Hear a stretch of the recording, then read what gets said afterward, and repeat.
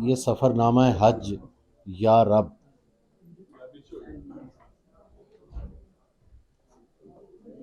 جب مجھے P D F file کی صورت میں یاسر پیرزادہ صاحب نے بھیجا تو میں نے سوچا کہ ہم اکثر کتابوں کو پڑھے بغیر ہی اس پہ لمبی تقریر کر لیتے ہیں اور ادھر ادھر گفتگو میں بھٹکنے کے بہت سے راستے ہمیں مل جاتے ہیں، لیکن جب میں نے اسے پڑھنا شروع کیا، یہ بات پہلے بھی یہاں مقررین کر چکے ہیں کہ جتنے بھی حج کے سفر نامے لکھے گئے ہیں اس میں فکشن زیادہ شامل کیا گیا ہے، اس میں مبالغہ کیا گیا ہے، کیونکہ یہ صحبت کا سفر ہے، اس میں کوئی شک نہیں ہے۔ میں نے خود حج کیا اور وہ باتیں جو میں 2008 میں وہاں میں نے فیس کی، لیکن میں اسے بیان نہیں کر سکا۔ اس کی وجہ شاید ہمارا اس وقت کا یہ ماحول تھا اور بزرگوں کی بتائی ہوئی باتیں تھیں کہ اگر یہ صحبتیں بیان کی جائیں تو حج کا ثواب جو ہوتا ہے وہ جاتا رہتا ہے۔ لیکن زمانہ بدل گیا۔ اس سفر نامے کو پڑھتے ہوئے آپ یقین کیجئے کہ یہ جو بار بار کہا گیا 120 صفحے تک ایک فراڈ کا ذکر کیا گیا، یہ کرنا چاہیے، کیونکہ دیکھیے حج فرض ہے، لیکن وہاں کی جو مقامی لوگ ہیں یا یہاں کے لوگ جو ہیں وہ حج کے حوالے سے فراڈ کرتے ہیں، ان کے فراڈ پر پردہ ڈالنا فرض نہیں ہے۔ کھل کے ہمیں بات کرنی چاہیے۔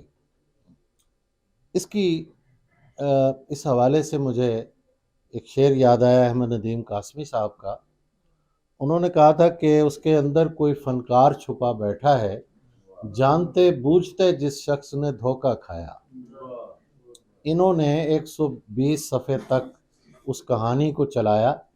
یقیناً ان کے اندر جو ہے ایک صحافی بھی موجود تھا جو ایک انویسٹیگیٹ کر رہا ہے، جو اصل تک پہنچنا چاہتا ہے، ایک شخص کی اخیر دیکھنا چاہتا ہے، اور اس کے علاوہ سچی بات یہ ہے کہ حاجی جو ہوتا ہے وہ ان چیزوں کو ایک سطح پہ انجوائے بھی کر رہا ہوتا ہے۔ انہوں نے اس کو انجوائے بھی کیا کہ جب جا رہے ہیں تو یہ چیزیں جو ہیں یہ تو پیش آنی ہی آنی ہیں۔ لیکن اس سفر نامے میں ہمیں ہر چیز موجود نظر آئی۔ سب سے بڑی بات یہ ہے کہ سچ بھی ہے، عقیدت بھی ہے، رقت بھی ہے، اور اس کے علاوہ وہاں پہنچ کے جو ایک جڑت پیدا کی ہے، یہ انہوں نے کوشش نہیں کی اس کی، وہ وہاں جا کے وہ جڑت پیدا ہو جاتی ہے۔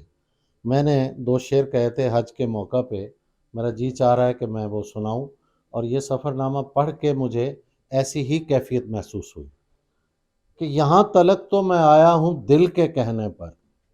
یہ بیوی کے کہنے پہ گئے تھے، میں دل کے کہنے پہ گیا۔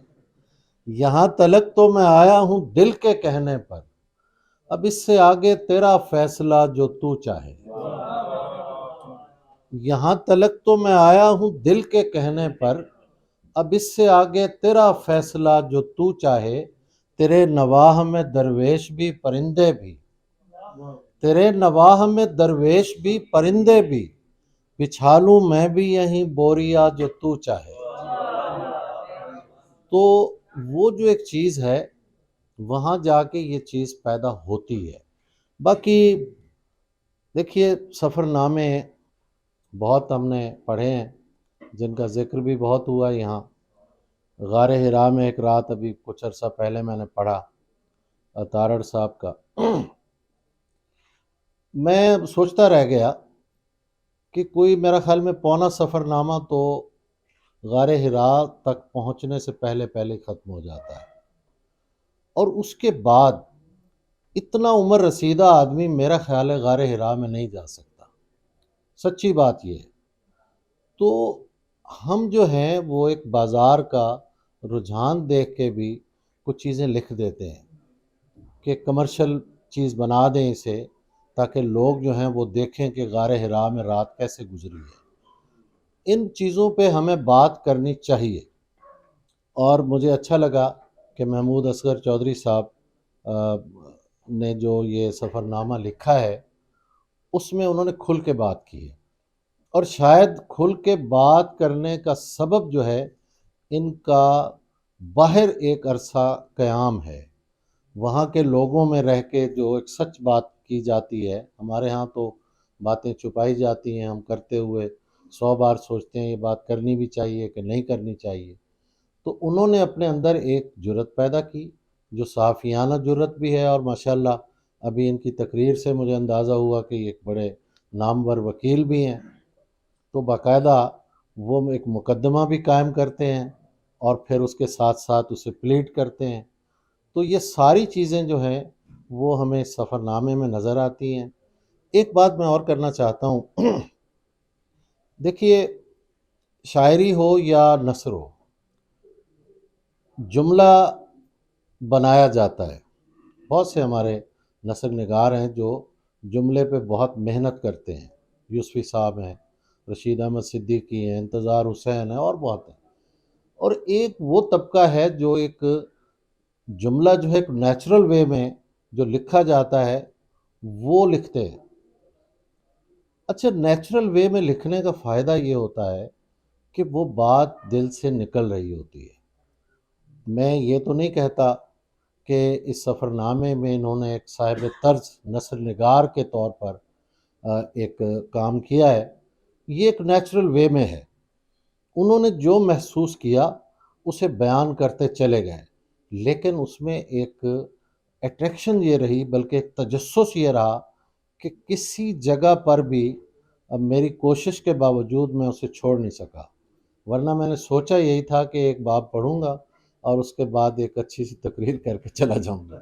تو بہت بہت مبارکباد جناب آپ کو، اور اللہ تعالیٰ آپ کی توفیقات میں اسی طرح اضافہ کرے۔ باقی آخر میں جو یہ بھی اس طرف بھی اشارہ کیا گیا کہ ان کے خیالات کچھ اور تھے، تو خیالات ایک عمر تک ہوتے ہیں۔ میں نے ایک شعر کہا ہوا ہے کہ یہ وہم میرے یاسر بھائی، یہ وہم میرے لیے مسئلہ بنا ہوا ہے، یہ وہم میرے لیے مسئلہ بنا ہوا ہے، کہیں خدا ہی نہ ہو جو خدا بنا ہوا ہے۔ تو آخر ایک عمر میں پتہ چل جاتا ہے کہ خدا ہے۔ بہت شکریہ۔